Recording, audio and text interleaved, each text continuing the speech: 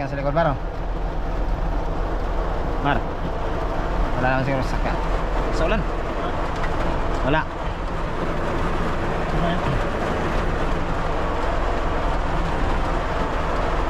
Lakas.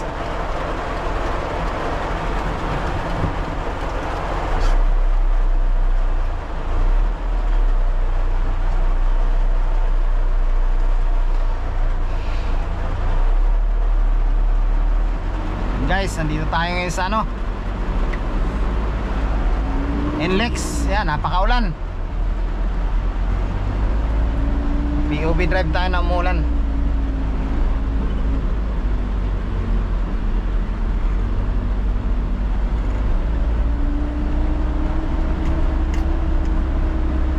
Samayan na tayo. Shield of Asia.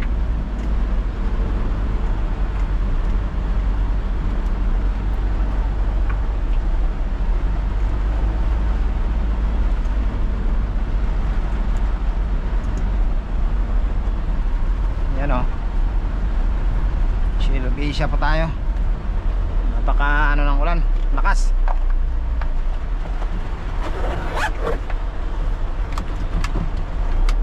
So naka ano tayo, nakasindi tayo ng headlight. Yan. Sindi natin yan para visible tayo doon sa mga ano, mahina ang mata na mga driver, at least nakapansin tayo. Lalo pag ganito na pong ano,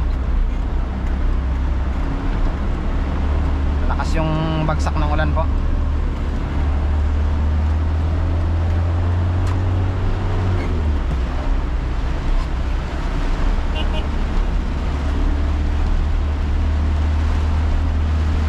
Ayan o.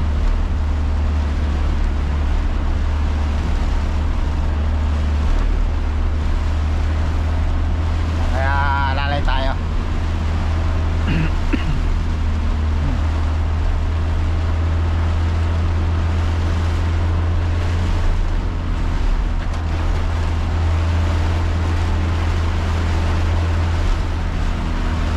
Pag drive po pag ganito na magdidilim. So 5:30 magdidilim na, tapos ganito pa oh, umulan. Oh, medyo bahan na oh.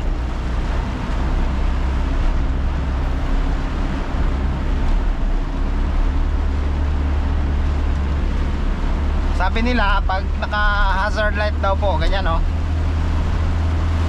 naka hazard light, sabi nila bawal daw yan pag ganito, kasi hindi daw po alam nung nasa likod mo kung kakaliwa ka o kakanan.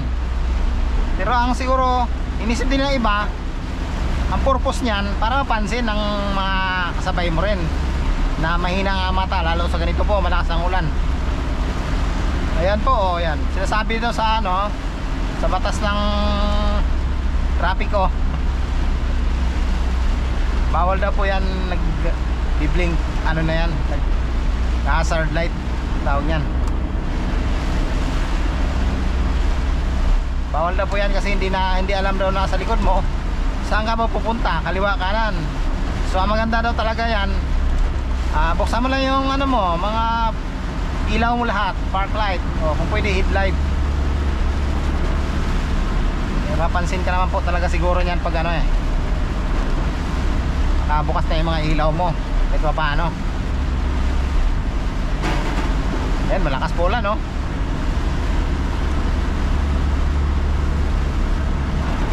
Natakbo po natin 65. Ayan, 65-70. Kaya na po takbo natin.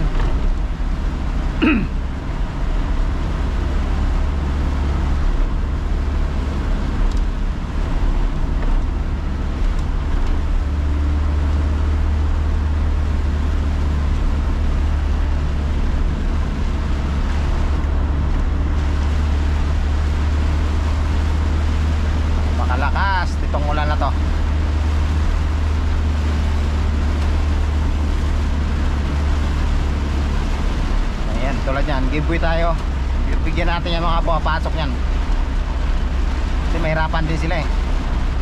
Kaya pag sa ganito kalsada, bigayan po talaga. iwas aksidente, iwas abala. Bigyan natin yung ibang mga gagamit na kalsada, yung mga galing sa saan lugar niya papasok sa expressway. Bigay tayo, lalo pag ganito umuulan, kawawa din eh.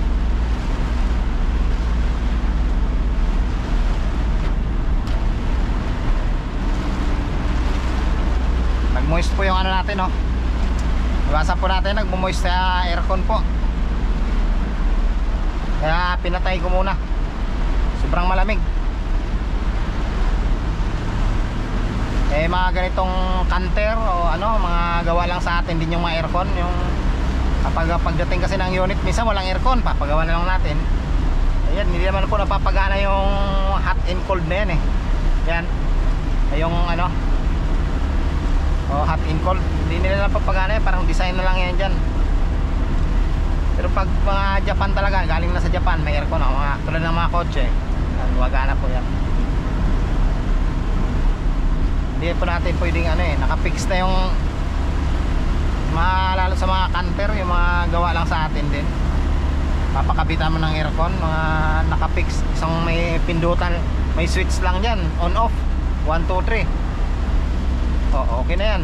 Kasi hindi mo na yung lamig niya, hindi mo na makokontrol.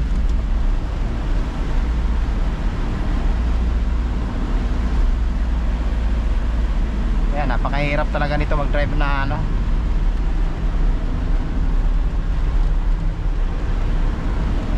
Malamig. Umuulan, lakas pa ng ulan.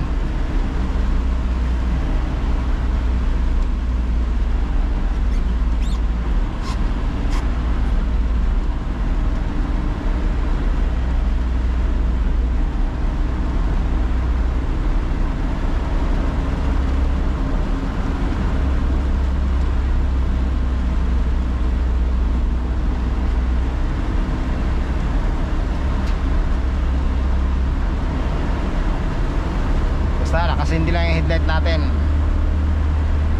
Lahat ng ilaw natin nakasindi. Okay lang po yan. Kita tayo. At least may ilaw.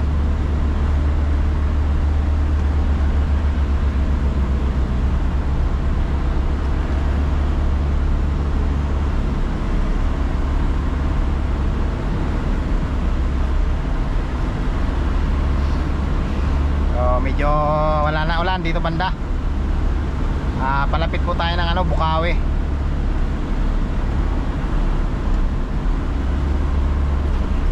Ambon-ambon na lang na ano. Medyo lumiwanag na.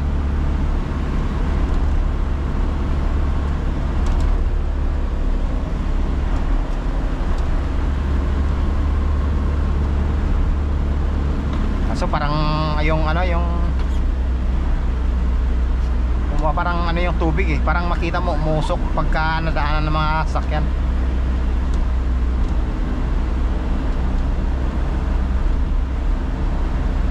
Kailangan maganda yung wiper natin, yung hindi yung ano, hindi yung luma. Pagka luma na yung bleed nya, yung wiper bleed,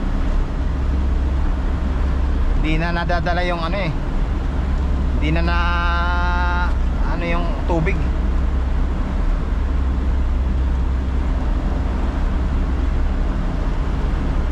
Lalo kung may ano yung salamin mo, tawag nila doon acid rain, na tuyong-tuyo na ano, bakat-bakat na yung ano ng ulan.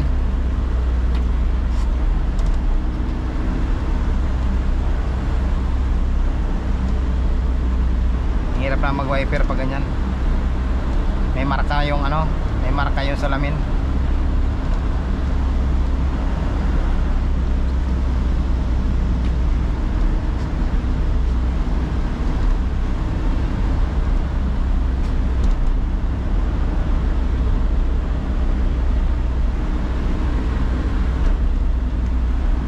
Bukawi tayo, Bukawi.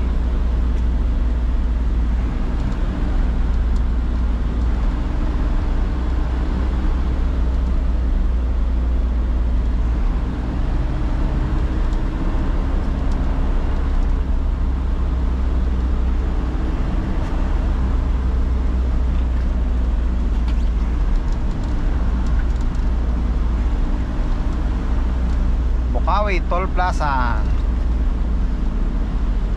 Alalay ng takbo natin, madulas, baka magkabulagaan pa.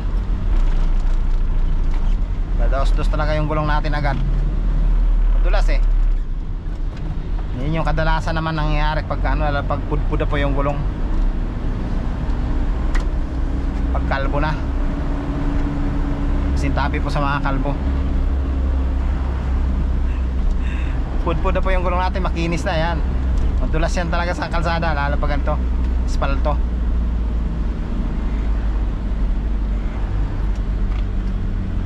Hindi niya alam kung saan siya pupunta.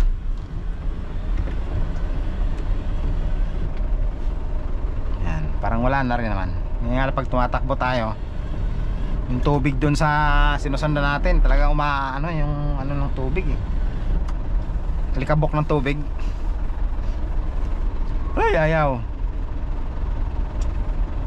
So kailangan natin ni pag ayaw yan. Ito, naka-ready tayo. Dalawa to eh. Isang north, isang south. Patag dikit. Ayan. Kanina ayaw eh. Patag dikit. Ayaw makuha. So isang easy trip, ito isang auto sweep. Dalawa. Yan, naka-ready yan. Kailangan nandito yan. May lalagyan yan dito eh. Ito, may bulsa siya. Dito tayo sa may lagpas na tayo ng Bukawi Toll Plaza. Ito yung Philippine Arena sa kaliwa natin.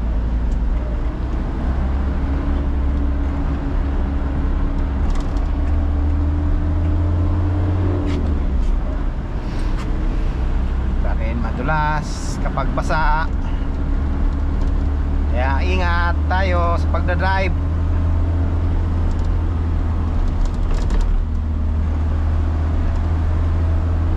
Ayan po, Philippine Arena. Ayan, doon po yan.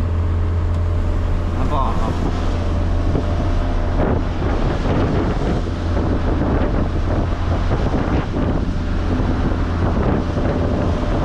Yan po yung Philippine Arena.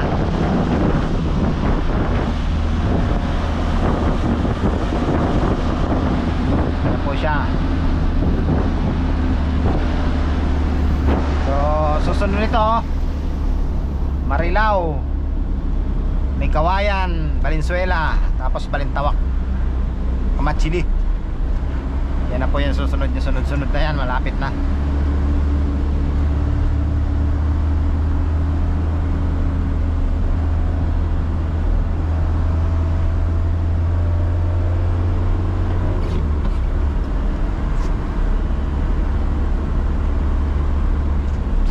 Sa mga videos ko po,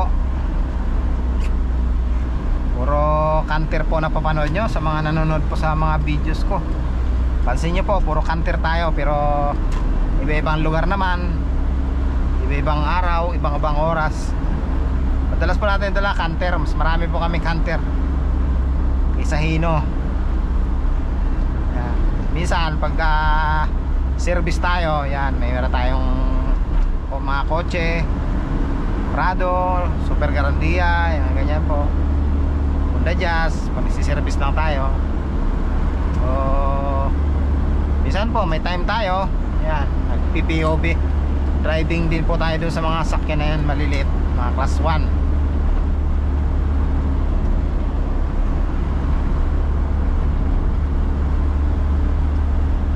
Marilao na po yung susunod.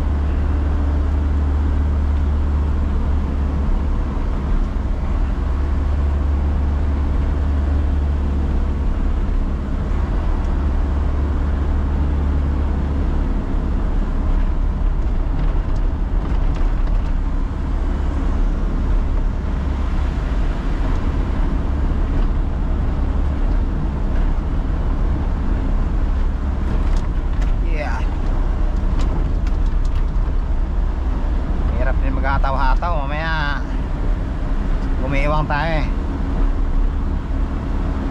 Takbong pogi lang, 3 pogi. Takbong pogi.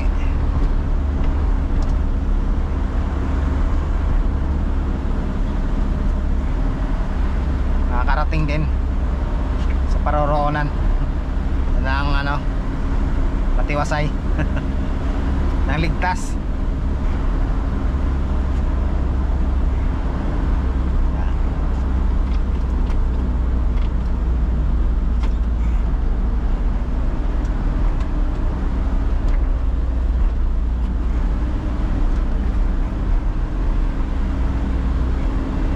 Ating ano, POV driving. Salamat po sa mga views nyo, sa mga di pa nakapag-subscribe. Baka naman subscribe na po kayo kay Dan Drive YT. Maraming salamat sa panonood.